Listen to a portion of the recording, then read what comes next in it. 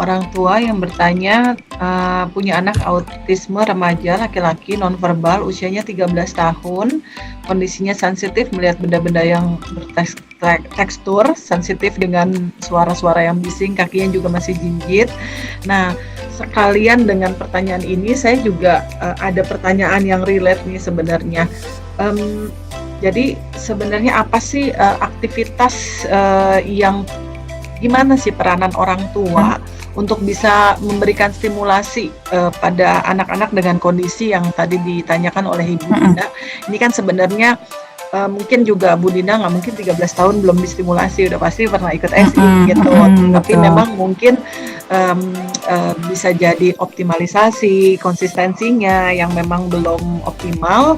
Mungkin ada nggak dok saran mungkin apa sih peranan orang tua untuk bisa memenuhi konsistensi yang tadi dokter bilang supaya setidaknya si perilaku-perilaku yang jinjit ini dan seterusnya ini bisa mulai berkurang sedikit demi sedikit. Silakan dok. Ya baik. Jadi memang kita ada home program atau home stimulation. Seperti sekarang mulai banyak sih literaturnya, tapi tidak ada memang satupun yang SOP gitu ya, saklek gitu ya.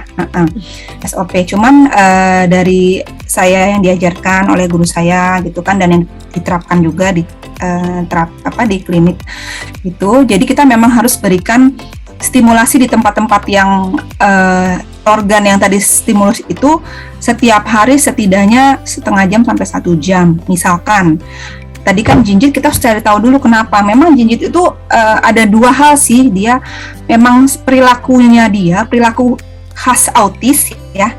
Perilaku khas autis itu kan ada yang jinjit, jadi nggak harus selalu diterangkan dengan SPD gitu.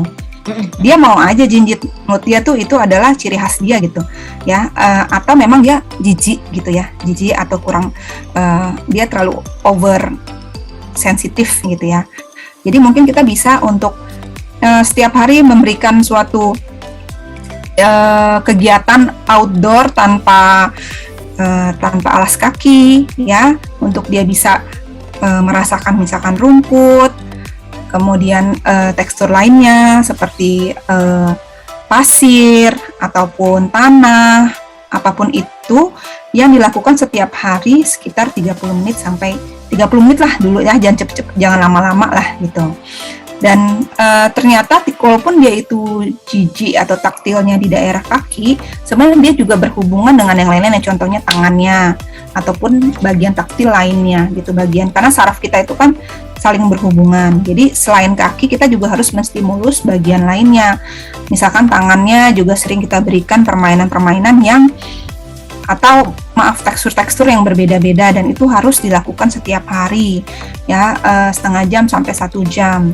Badan diberikan stimulasi juga, bisa dengan kita berikan pijatan atau brush gitu ya, sampai di sisi rambutnya. Jadi berikan stimulasi di seluruh indera taktil. Indera taktil tuh indera kulit gitu ya, gitu, yang bermacam-macam dan bervariasi gitu ya. Jadi misalkan mungkin nggak langsung diganti, misalkan hari ini sampai seminggu ke depan itu kita harus megang yang ini dulu, yang dia harus injek yang pasir dulu misalkan gitu. Jadi semua juga harus distimulasi pasir, rasa sensasi dari pasir tersebut juga harus stimulasi ke tempat lain sampai dia merasa itu saraf-saraf ataupun saraf-saraf perifer. Tadi kan dari perjalanan SPD tadi kan semua sensasi dari luar akan masuk ke saraf perifer kita gitu.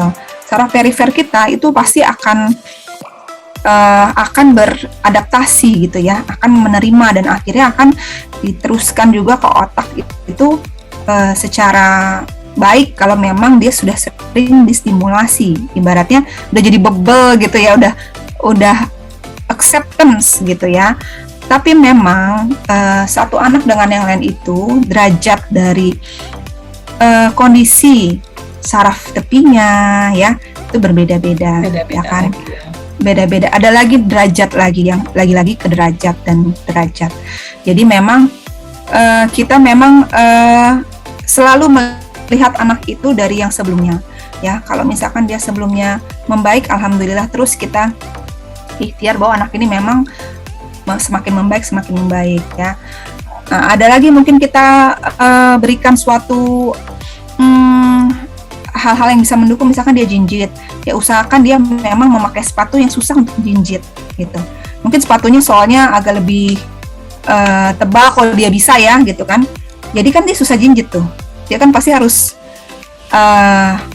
jalannya kan sesuai dengan sepatunya itu gitu.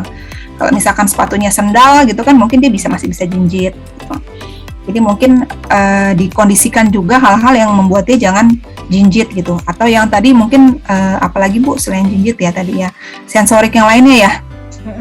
Sensitif melihat benda-benda yang bertekstur. Oh iya. Nah itu juga kita beri desensitisasi, tetap kita kita diberikan pelan-pelan, jangan jadi dihilangkan, bukan dihindari. Iya, Bu Nurma boleh loh kalau mau nambahin, kan Bu Nurma juga berpengalaman nih.